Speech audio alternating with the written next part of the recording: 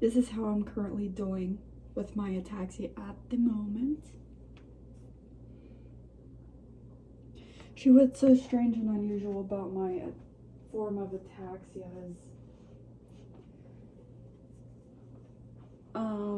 I've been lately asked questions if I normally have a wide base gait. So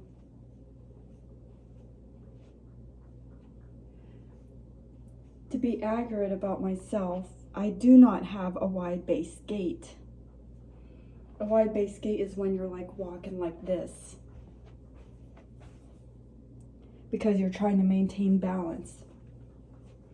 Even though I do have ataxia, I at times tend to lose my balance when I'm doing day-to-day activities periodically.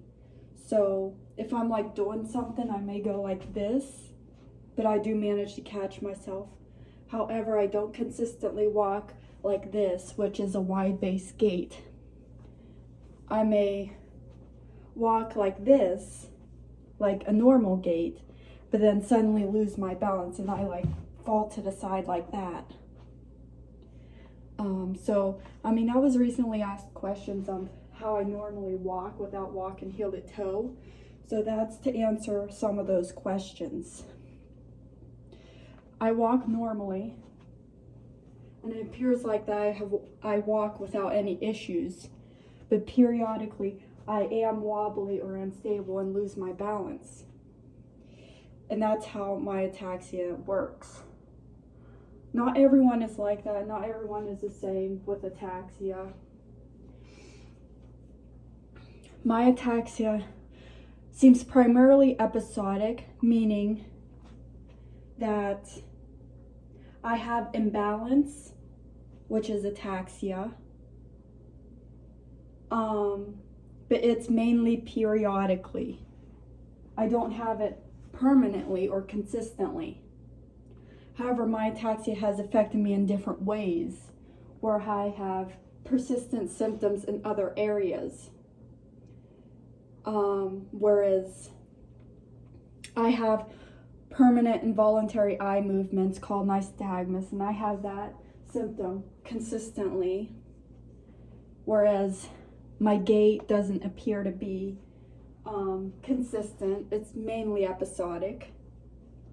So my ataxia has affected me in different ways, because it just affects people in different ways. So that's how my ataxia works.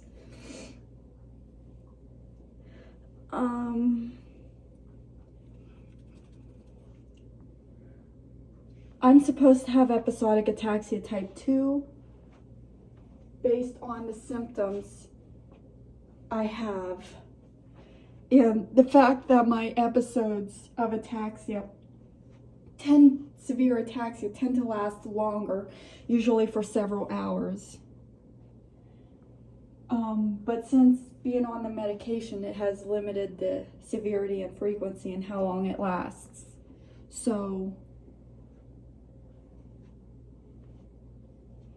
especially with the nausea and vertigo and vomiting, but it doesn't appear to help my mild imbalance issues that I tend to experience periodically throughout the days. So it technically doesn't take away every symptom. And I do have some tremors, which tend to happen without being in an episode. They tend to be slight tremors, but can be more noticeable at other times. I always struggled with cognitive and emotional difficulties. And it is said that that can be due to ataxia as well. But who knows? But I've always struggled with that. Processing information, remembering information were frequent complaints by my teachers throughout my school years. And I am constantly fatigued. So I do experience persistent symptoms in other areas besides my gait or imbalance, you see. And I wanted to explain that further.